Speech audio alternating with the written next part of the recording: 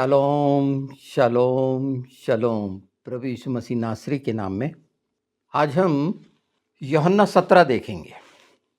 यूहन्ना 17 हमारे मसीहा का वो हिस्सा जो महायाजकी है। ये महायाजकी प्रार्थना कर रहे हैं।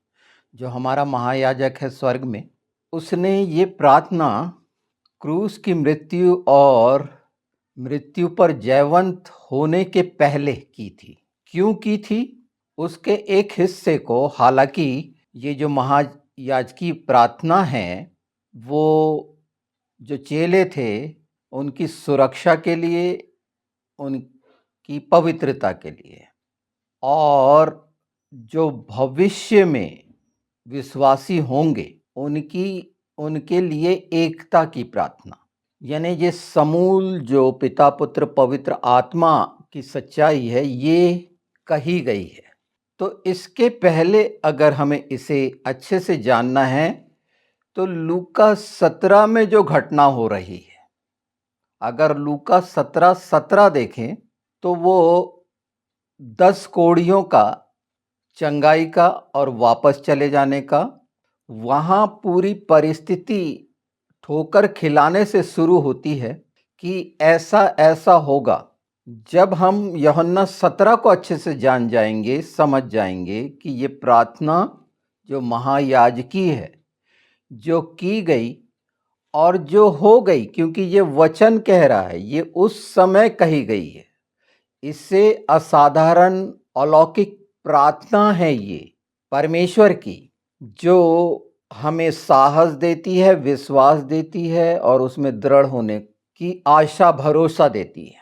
ये हिस्सा हमारे पूरे मन प्राण आत्मा में पूरी समझ के साथ जब हम ग्रहण करेंगे तो हमारे ओंठों से पवित्र आत्मा के द्वारा जो वचन चाहता है, या पिता पुत्र पवित्र आत्मा चाहते हैं जगत को बचाने के लिए, आत्मा को बचाने के लिए, और सिर्फ बचाने के लिए ही नहीं, उन्हें संतुष्ट करने के लिए, जिसमें हम देखते हैं होने वाले घटनाक्रम, जिसमें चंगाई है, कर्ज मुक्ति है, भजन संहिता 23 के अनुसार जी में जी ले आना है, हरी हरी मतलब बेहतर स्थान देना, तृप्त करना, ये सब निहित है। यहाँ तक कि इस प्रार्थना में जैसे 23 भजन संहिता में कहा गया कि वो हमारे विरोधियों के सामने मेज लगाता है, मतलब ये मत कि वो महिमा करवाता है।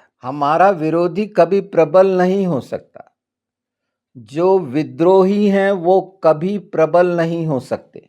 ये विद्रोही घराने के हैं जो हम देखते हैं सारे संसार में मसीहों को सताने वाले, ये प्रबल कभी नहीं हो सकते। तो निश्चित इसके बाद हम लूका 17 देखेंगे अगली बार, पर यहाँ ये जानना जरूरी था, और उसमें पहली बात ये जाननी समझनी जरूरी थी कि ये जो बातें कही गई हैं हमारे स्वर्गीय महायाजक के द्वारा, आज वो सारी सृष्टि पर मसीही विश्वासियों के जीवन में प्रमाणित हो रही है, जिन्होंने पूरी सच्चाई और ईमानदारी से, वफादारी से इस सच्चाई को ग्रहण करा, अनंत जीवन की, हमेशा के जीवन की। तो ये खास बातें इसमें जो रखी गई हैं, और हर शब्द जो प्रार्थना का है जब आप पढ़ेंगे तो पवित्र आत्मा प्रेरित करेंगे। ये मैं कैसे कह सक रहा हूँ? ये इस बात को कहने की सामर्थ या पूरी दृढ़ता से मैं कैसे कह पा रहा हूं आपको, तो इसके पीछे छिपा है वो अभिषेक परमेश्वर का, जो उसने हम में से प्रत्येक के लिए ठहराया कि एक दूसरे के लिए ये कामना अगर हमारे हृदय में है तो निश्चित उस अभिषेक में, पवित्र आत्मा के आग के, वो सब बातें जो बुराई की हैं वो तो जलेंगी ही, अर्थात उसमें पाए जाने वाली तमाम कठिनाइयां, रोग से लेकर मन की वो सब विडंबना बोल सकते हैं जिससे छुटकारा नहीं पाते, वो पाएंगे।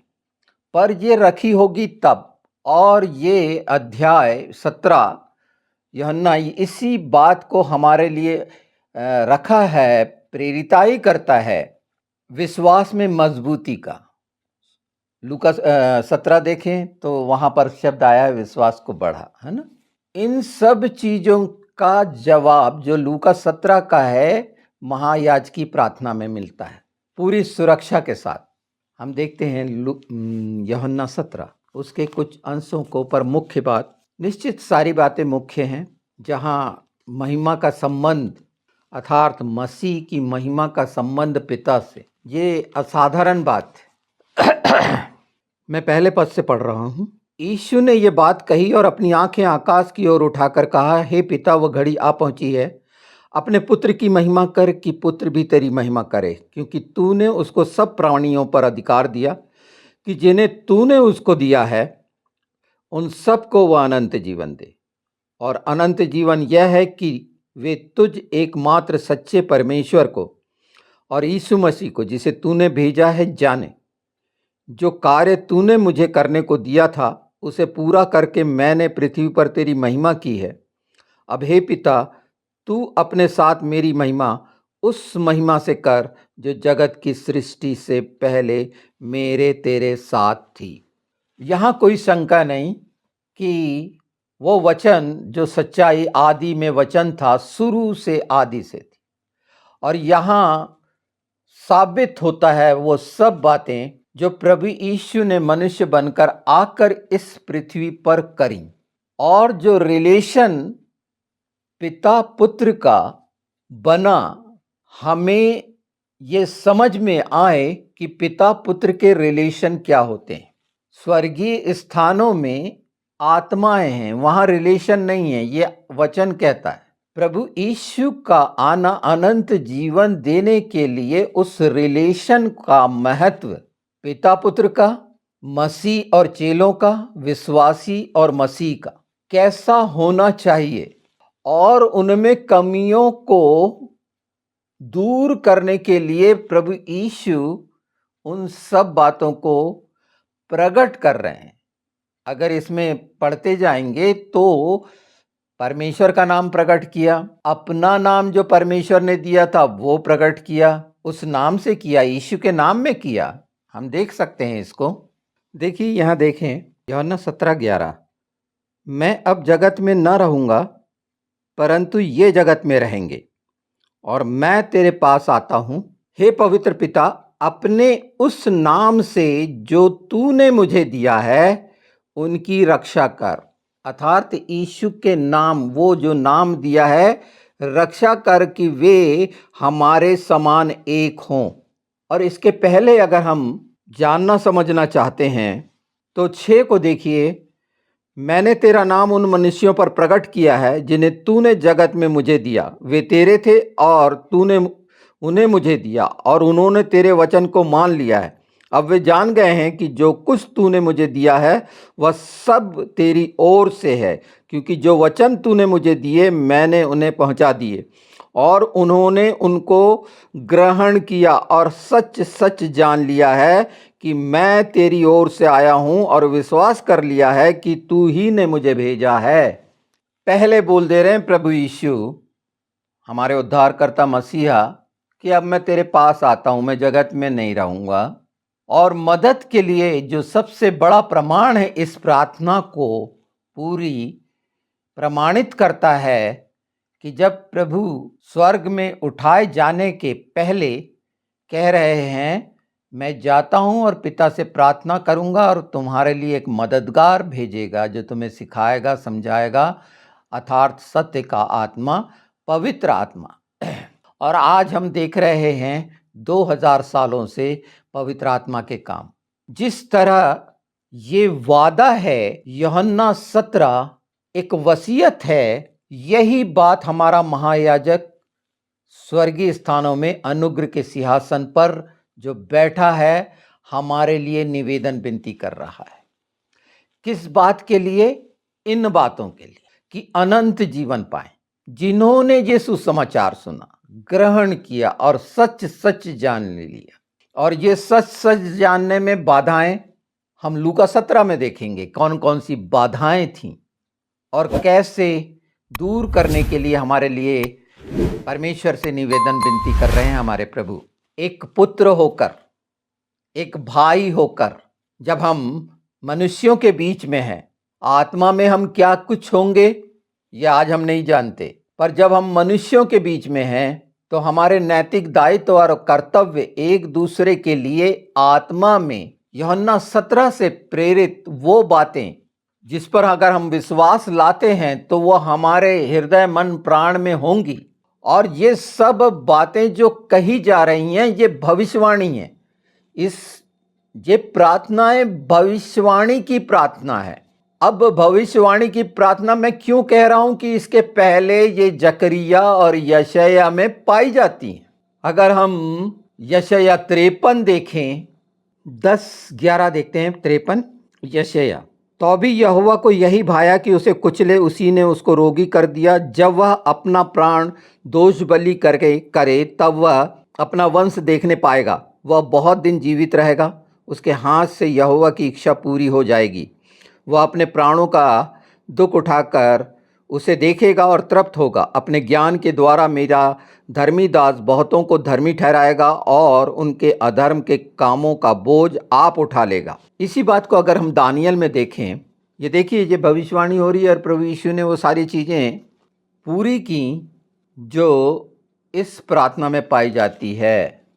देखिए 13-14, मैंने रात में स्वप्न में देखा और देखो मनुष्य के संतान सा कोई आकाश के बादलों समेत आ रहा था और वह उस अति प्राचीन के पास पहुंचा और उसको वे उसके समीप लाए। तब उसको ऐसी प्रभुता, महिमा और राज्य दिया गया कि देश देश के, जाति जाति के लोग और भिन्न भिन्न भाषा बोलने वाले सब उसके अधीन हों। उसकी प्रभुता सदा तक अटल और उसका राज्य अविनाशी ठहरा। ये आमीन है कि राज्य प्रभु यीशु ने जो घोषणाएं की वो कैसे कैसे पूरी हुई और पूरी हो रही हैं। जो हमारा चरवाहा है, द्वार है, जो बातें उन प्रभु यीशु ने हमें कहीं अपने वचन में, और हमने 23 में देखा भी ये बात को, ये सब प्रमाणित करती हैं। ये महायाजकी प्रार्थना, अगर इसके प्रत्येक शब्द को हम ग्रहण कर लेते हैं सच्चाई से, तो वो सब बातें हमारी आंखों में स्पष्ट होती आएंगी। एजकेल में एक चीज़ देख लेते हैं, चलिए, जो बोली जाती है। एजकेल 34-23-24, मैं उन पर ऐसा एक चरवाहा ठहराऊंगा जो उनकी चरवाही करेगा। वह मेरा दास दाऊद होगा, वही उनको चराएगा और वही उनका चरवाहा होगा। मैं यहोवा उनका परमेश्वर ठहरूंगा और मेरा दास दाऊद उसके बीच प्रधान होगा। मुझ यहोवा ही ने यह कहा है। तो ये चरवाही जो दी गई और दाऊद के वंश से आना, और उत्तम चरवाहा सबसे बड़ा जो यहाँ खड़ा है बोलता है वो सुलेमान से भी बड़ा है, अब्राहम से भी बड़ा है। जितनी भी बातें हैं, तो इन भविष्यवाणियों का तात्पर्य समझें कि ये सिर्फ दाऊद के लिए दी गई थी, नहीं, उसके वंश के लिए। हिंदी में ये बातें हमें ऐसी समझ में आती हैं।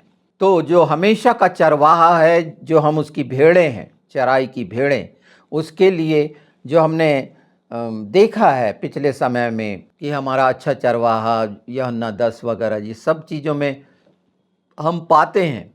पर इस बात की पुष्टि, और जो प्रभु यीशु संसार में आए वो किस लिए आए, कि जो सारा कुछ विद्रोह के कारण, विरोधी घराने के कारण पाप में नाश ना हो, उन सब बातों को खत्म करने और विश्वासियों को उद्धार दिलाने, एकता लाने। इसीलिए कहा गया है कि हर घुटना टिकेगा और हर जबान अंगीकार करेगी। बहुत महत्वपूर्ण है, क्योंकि अगर हम ये जान और समझ लें तो इस महायाजकी प्रार्थना का तात्पर्य उसके अनुरूप हमारे जीवन में, और वो सब बातें पूरी रीति से पूरी होती जाएंगी, क्योंकि ये पूरा हो चुका है। प्रभु यीशु ने कहे वचन कह दिए हैं, वो पूरा होना ही है, वो पूरा हो रहा है। भूत भविष्य वर्तमान के अनुसार, पर परमेश्वर के समय से अनुसार वो पूरा हो चुका, लगातार वो चलता रहेगा। जिन्होंने ग्रहण किया, इसमें से अगर कुछ बातें ऐसी रहेंगी तो लगातार सुनते रहेंगे तो वो पूरी होती जाएंगी आने वाले अध्याय में, क्योंकि ये पूरा होना ही है, जिसलिए ठहराया गया है और कहा जा रहा है। आप सुन रहे हैं, पवित्र आत्मा की ये इच्छा है कि ये स्पष्ट हो। देखिए यशायाह 2 से 4 तक देखिए। अंत के दिनों में ऐसा होगा कि यहोवा के भवन का पर्वत सब पहाड़ों पर दृढ़ किया जाएगा और सब पहाड़ियों से अधिक ऊंचा किया जाएगा, और हर जाति के लोग धारा के समान उसकी ओर चलेंगे। बहुत से देशों के लोग आएंगे और आपस में कहेंगे, आओ हम यहोवा के पर्वत पर चढ़कर याकूब के परमेश्वर के भवन में जाएं। तब वह हमको अपने मार्ग सिखाएगा और हम उसके पथों पर चलेंगे, क्योंकि यहोवा की व्यवस्था सिय्योन से और उसका वचन यरूशलेम से निकलेगा। वह जाति जाति का न्याय करेगा और देश देश के लोगों के झगड़ों को मिटाएगा, और वे अपनी तलवारें पीट कर हल के फाल और अपने भालों को हंसियाँ बनाएंगे। तब एक जाति दूसरी जाति के विरुद्ध फिर तलवार न चलाएगी, न लोग भविष्य में युद्ध की विद्या सीखेंगे। समाप्त हो जाएगी, ये बात समाप्त होना ही है उसके राज्य में। ये सारा कुछ जो विद्रोह चल रहा है और उसको हम सामने देख रहे हैं कि इज़राइल के लिए कैसा इन लोगों ने एका किया है, विद्रोही घराने के लोगों ने, और कभी सफल नहीं होंगे, हो ही नहीं सकते। आप न्यूज़ में बहुत सारे चीज़ें जो एक क्यूरियसी पैदा करती हैं, बहुत सारी चीज़ें मनुष्य जानना समझना चाहता है, पर आखिरी सच्चाई ये है कि वो कुछ भी इस्राएल का नहीं कर सकते। हर रीति से शैतान के साथी गिरे हुए हैं और वो नाश हो जाएंगे। वो युक्ति कर सकते हैं विद्रोही घराने के लिए, और ये तमाम विद्रोही घराने के लिए ये प्रार्थना में हमें वो सामर्थ मिली है कि ये सब, इनके हथियार सब निष्क्रिय होंगे। ये खुद जो अपने शारीरिक बल और बुद्धि पर और चालाकी और चतुराई पर ये विद्रोही घराना जो विश्वास लाता है, सब खत्म हो जाएगा। यह अध्याय प्रमाणित करता है कि शैतान का समूल नाश होगा विद्रोही घरानों का, वो चाहे किसी आज के समय में धर्म संप्रदाय से आते हो। वो विद्रोही घराने हैं जो पिता पुत्र पवित्र आत्मा का विरोध करते हैं। वो शैतानों के हाथ में हैं अलग अलग तरीके से, और इन सब चीज़ों को देखते हुए कि कौन सी चीज़ें होंगी, यूहन्ना 17 की प्रार्थनाएं जो महायाजक की प्रार्थना है, मसीहों को जानना अति आवश्यक है, और ये आपको ढाढ़स दिलासा देगा, स्थिर और मजबूत करेगा, विश्वास को बढ़ाएगा। फिर कोई बैकस्लाइड नहीं होगा। इस सच्चाई को जान लें, इस सुसमाचार को जान लें, परमेश्वर के यीशु के मुंह से निकले ये वचन जान लें।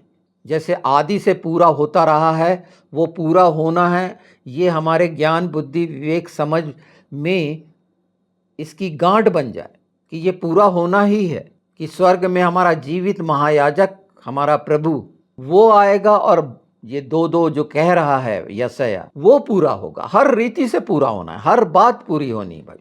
देखिए जकरिया 14:9, फाइनली तब यहोवा सारी पृथ्वी का राजा होगा, और उस दिन एक ही यहोवा और उसका नाम भी एक ही माना जाएगा। उसका नाम भी एक ही माना जाएगा। ये सब कुछ एक हो जाएगा। हमने पिछले एक उसमें देखा और जाना है, प्रभुओं का प्रभु और राजाओं का राजा, वो नाम जांग में लिखा होगा योद्धा का, जो तमाम दाखरस इन विद्रोही घराने को कुचलेगा। अब इस बात को अपने जीवन में अगर हम ले लेते हैं तो ये भविष्य में होने वाली ये घटनाएं बिल्कुल होंगी, पर विद्रोही घराने के कारण, शैतान के कारण जो इस संसार में मसीहों को मिलता है, वो समाप्त होने के लिए ये वचन की सच्चाई भूतकाल में भी घटी, वर्तमान में भी अपने जीवन में घटा सकते हैं, और भविष्य के लिए तो रखी ही हुई है। तो वर्तमान में कैसे कि ये सारी चीजें कुचली जाएं। अगर हम इस बात को मान लेते हैं और पिता पुत्र पवित्र आत्मा के साथ हैं, तो विद्रोही घराना किसी भी रीति से किसी आत्मा को नहीं छीन सकता। आत्मा को ही तो छीनने की बात है, बैकस्लाइड नहीं हो सकता कोई। इस सुसमाचार, जो सुसमाचार है वो प्रतिज्ञा है, वाचा है, भविष्यवाणी है, क्योंकि हम में से प्रत्येक चाहता है हर एक दिन शानदार आनंद और शांति से परिपूर्ण, कमियों को दूर करने वाला, हमें तृप्ति देने वाला, पिता पुत्र पवित्र आत्मा के साथ संगति बनाए रखने के लिए हमारे मन प्राण आत्मा की इच्छा बिल्कुल यही है मसीहों की। पर बाधा विद्रोही घराना, शैतानियत और संसार और शरीर, यही बात अध्याय 17 में आप पूरा होते देखेंगे।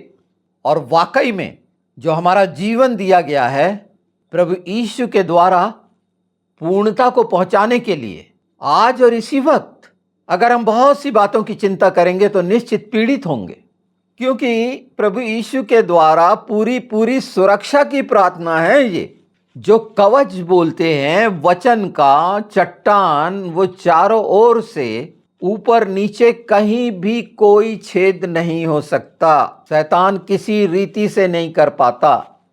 हम मन की लालसाओं के कारण ऐसी चीजें खोल देते हैं जिसके कारण वो प्रवेश पाता है।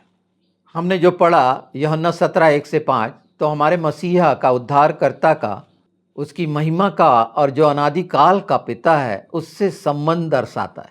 यही बात हम जान रहे हैं कि कैसे संबंध और हमारे संबंध कैसे हों। प्रभु संबंध पर जो प्रतिक्रिया दे रहे हैं, अगर उससे आगे हम जाएं 17:6 और 19 के बीच में अगर देखें तो शिष्यों के लिए सुरक्षा और पवित्रता का पूरा, और जो हम चाहते हैं आज यही सबसे बड़ी आवश्यकता है, सुरक्षा और पवित्रता। उसके लिए ये प्रार्थना है, और ये प्रार्थना जो एक बार कर दी गई लगातार उसके आने तक बनी रहेगी, कोई नहीं मिटा सकता। इसे ले लें जैसे एक तालाब में या एक नदी में जाल डाला जाता है या वो छड़ी डाली जाती है मछली पकड़ने के लिए, तो ये वो एक हिस्सा है कि सारे संसार में ये रखा हुआ है, इसे ले लें तो वो सुरक्षा जो इसमें रखी गई है, वो पवित्रता विश्वासियों के लिए वो पाएंगे। यूहन्ना जो 17 अगर 20 से 26 में देखा जाए तो जो भविष्य में विश्वासी जो आज के हैं और भविष्य में होंगे उनके लिए रखा गया है। इस तरह परमेश्वर ने अपना प्रेम प्रकट किया कि वो कहीं पर भी किसी भी रीति से हमको कोई कांटा ना लगे, ठोकर ना खाएं, झाड़ियों में ना फंसें, कठोरता खत्म हो, क्योंकि हमारा प्रार्थना का जीवन है। प्रभु ने निश्चित चेलों को प्रार्थना करना सिखाया, जो हम हे हमारे पिता करते हैं और उस बात को जानते हैं कि हम पर दया हुई, हम पिता कहने योग्य हुए। पर ये अनंत काल के लिए ठहरा दी गई, हमारी सुरक्षा, हमारी पवित्रता। अगर हम इस बात को मानते हैं कि यीशु ने जो कहे हैं, वचन ने जो कहा है वो पूरा होता है, जिसे मानना ही चाहिए क्योंकि ये सच है, और ये प्रेरित करेगा यूहन्ना 17 कि वाकई में जो एक उत्तम जीवन, उत्तम जामन है, वो उत्तम जीवन के लिए जो हमारी आवश्यकताएं हैं वो बहुतायत से और जीवन जीते हुए हम उसका आनंद लें, हर दिन का आनंद। और ये जो बातें कही जा रही हैं ये मेरे मन प्राण आत्मा और बुद्धि की सारी शक्ति से क्यों कह पा रहा हूं, इसमें इच्छा निहित है। यही इच्छा प्रभु यीशु की निहित है सारे जगत के उन लोगों को जो उस पर विश्वास रखते हैं, उसे अपना मानते हैं, और ये पूरी होनी है। और यही इच्छा हम में से प्रत्येक मसीही को रखनी चाहिए, और ये तब आएगी जब इसकी समझ, हम इस प्रकाश को समझ, मतलब वो प्रकाश,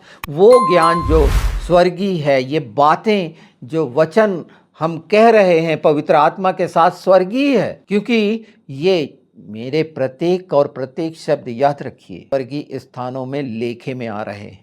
और जब इसकी समझ है तो मैं इसमें क्या इच्छा रखूंगा अपनी महिमा कराने की, वो तो निश्चित 17 पढ़ेंगे तो जिन्होंने विश्वास किया उनकी महिमा तो होनी ही है। पर उसके पहले मेरा नैतिक दायित्व या कर्तव्य अगर प्रेम से ओतप्रोत है तो ये प्रमाणित होगा, और ये आपके जीवन में भी प्रमाणित होगा कि इस बात को आप जानेंगे, पहचानेंगे और उन चीज़ों से पीछा छुड़ाएंगे और वचन की इस सच्चाई के साथ एक होकर, 17 में यही कहा गया है, एक होकर उसके साथ पुकारेंगे और ये वचन निश्चित पूरे होने हैं यीशु के नाम में।